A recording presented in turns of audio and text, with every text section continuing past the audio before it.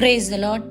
கிறிஸ்துவுக்குள் பிரியமானவர்களே, ஆண்டவர் இயேசுவின் நாமத்தில் இந்த புதியதொரு வாரத்தில் உங்கள் ஒவ்வொருவரையும் சந்திப்பதில் மகிழ்ச்சி அடைகின்றேன். இறைவன் தாமே இந்த புதிய விடியலின் வாரத்தை நமக்கு கொடுத்திருக்கின்றார். இதோ நாம் நிற்பதும் நிர்மூலமாகாமல் இருப்பதும் ஆண்டவருடைய கிருபை மட்டுமே. இந்த வாரம் நாம் தியானிக்கக்கூடிய வார்த்தையின் தலைப்பு என்னதென்றால், நீதி செய்கின்றார். இதற்காக நாம் எடுத்துக்கொண்ட வேத பகுதி திருப்பாடல் அதிகாரம் 146 இறைவார்த்தை 7. ஆண்டவர் ஒடுக்கப்பட்டோருக்கான நீதியை நிலைநாட்டுகின்றார். அன்பார்ந்தவர்களே, நிறைய நேரங்களில் ஒடுக்கப்பட்டோர் இந்த வார்த்தையை நாம் கேட்கும்போது நம்முடைய நினைவுக்கு வருவது யாராக இருப்பார்கள்?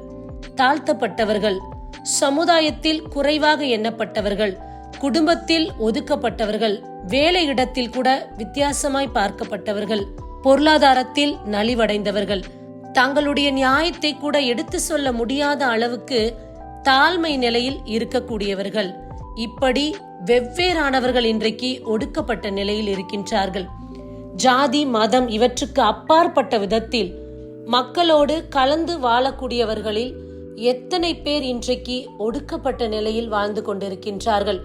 பொருளாதாரத்தில் நலிவடைந்தவர்கள் மட்டுமல்ல, தங்களால் தங்களுடைய நீதியை கூட சொல்ல முடியாதபடி தாழ்ந்த நிலையில் இருக்கக்கூடியவர்களும் கூட, குடும்பத்தில் ஒதுக்கப்பட்டவர்கள், கைவிடப்பட்டவர்கள், இப்படி நாம் சொல்லிக்கொண்டே போகலாம். பிரியமானவர்களை, இப்படிப்பட்டவர்களுக்குத்தான் ஆண்டவர் இன்றைக்கு நீதி செய்வேன் என்று சொல்லுகின்றார். உன்னுடைய நிலையை பற்றி உன்னால் கூட எடுத்து சொல்ல முடியாத அளவுக்கு நீ இன்றைக்கு ஒதுக்கப்பட்டு இருக்கின்றாய். நான் இவற்றை செய்தேன், இதற்காக ஏன் எனக்கு இவ்வளவு பெரிய தண்டனை? நான் இந்த தவறை செய்யவே இல்லை, இதுதான் நான் நடந்து கொண்டது, இதுதான் என்னுடைய பாதை என்று சொல்ல முடியாத அளவுக்கு நான் இந்த நாளில் வேற்று மனிதனாய் பார்க்கப்பட்டிருக்கின்றேன். அப்பேற்பட்டவர்களுக்குத்தான் இன்றைக்கு ஆண்டவர் உனக்கு நான் நீதி செய்வேன் என்று வார்த்தை கொடுக்கின்றார். இன்றைக்கு இதற்கொத்த விவிலியத்திலிருந்து ஒரு நபரை நாம் பார்க்க போகின்றோம். எப்படி அந்த நபர் சமுதாயத்தால் ஒதுக்கப்பட்டார், ஆனால் அந்த நபருக்கும் இறைவன் எவ்வாறு நீதி வழங்கினார் என்பதை பற்றி பார்க்க போகின்றோம். யோவான் அதிகாரம் 8 இறைவார்த்தை 3-11 முடிய. விபச்சாரத்தில் பிடிப்பட்ட பெண். விபச்சாரத்தில் பிடிப்பட்ட பெண்ணை இயேசுவிடம் கொண்டு வருகின்றார்கள். அவர்கள் எல்லோரும் அந்த பெண்ணை குற்றப்படுத்துகின்றனர். இவள் எங்கள் மத்தியில் வாழக்கூடாது, இவள் பாவம் செய்தவள், இவள் வாழ தகுதியற்றவள் என்று இயேசுவிடம் கொண்டு வந்தனர். ஆனால் இயேசு அந்த இடத்தில் சொன்ன ஒரே வார்த்தை என்னதென்றால், யோவான் அதிகாரம் 8 இறைவார்த்தை 7 பார்க்கின்றோம், உங்களுள் பாவம் இல்லாதவர் முதலில் இப்பெண் மேல் கல் எறியட்டும் என்று அவர்களிடம் கூறினார்.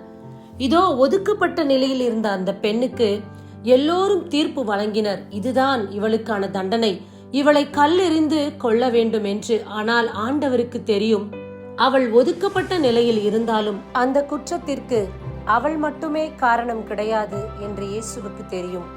ஆகையால் அந்த ஒதுக்கப்பட்ட பெண்ணுக்கு அவரும் அந்த இடத்தில் தகுந்த நீதி வழங்குகின்றார். உங்களில் பாவம் செய்யாதவர் யார் என்று நீங்களே தீர்மானம் செய்து இந்த நபர் மீது கல்லெறிங்கள் என்று. சற்று நேரத்திற்கு பின் ஒருவர் கூட அந்த இடத்தில் நிற்கவில்லை. உடனடியாக இயேசு அந்த மகளை பார்த்து, நானும் உன்னை தீர்ப்பிடேன், இனி பாவம் செய்யாதே என்று ஒதுக்கப்பட்ட அந்த பெண்ணுக்கு மறுவாழ்வு கொடுத்தவராய் அவர் அந்த இடத்தில் திகழ்கின்றார். அன்பார்ந்தவர்களே, இப்படி அநேக காரியங்களை நாம் சொல்லிக் கொண்டு போகலாம். ஆனால் இன்றைக்கு நிறைய இடங்களில் நம்மால் பேச முடியாத அளவுக்கு, நம்முடைய நியாயத்தை கூட எடுத்து சொல்ல முடியாத அளவுக்கு இன்றைக்கு நாம் கட்டப்பட்டு இருக்கிறோம். நம்முடைய வாய்கள் அடைக்கப்பட்டு இருக்கின்றது. உண்மையான நிலை என்ன? எதற்காக இந்த இடத்தில் நான் கஷ்டப்பட்டு கொண்டிருக்கிறேன்? உண்மையை தெரிந்தும் என்னால் சொல்ல முடியவில்லையே. நான் செய்யாத தவறுக்கு இன்றைக்கு நான் குற்றப்படுத்தி இருக்கின்றேனே.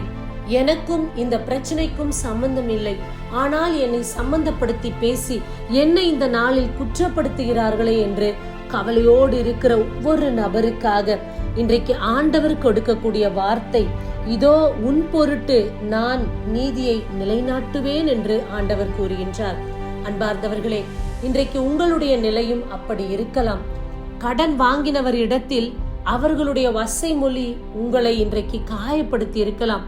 நிச்சயமாக உங்கள் தரப்பில் இருக்கக்கூடிய நியாயத்தை கூட சொல்ல முடியாத அளவுக்கு அவர்கள் உங்களை ஒதுக்கப்பட்ட நிலையிலும் தரைக்குறைவான நிலையிலும் பார்க்கலாம்.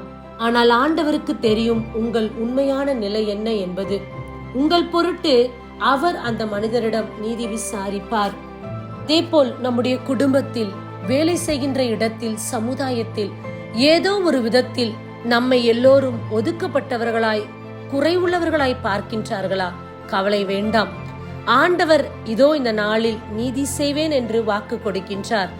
எப்படி அந்த விபச்சாரத்தில் பிடிப்பட்ட பெண்ணுக்கு இறைவன் நீதி செய்தாரோ, நியாயம் செய்தாரோ, அதே போல நம்முடைய வாழ்க்கையிலும் நாம் இன்றைக்கு தெரியாதபடி ஒரு காரியத்தில் அகப்பட்டு இருக்கிறோம்.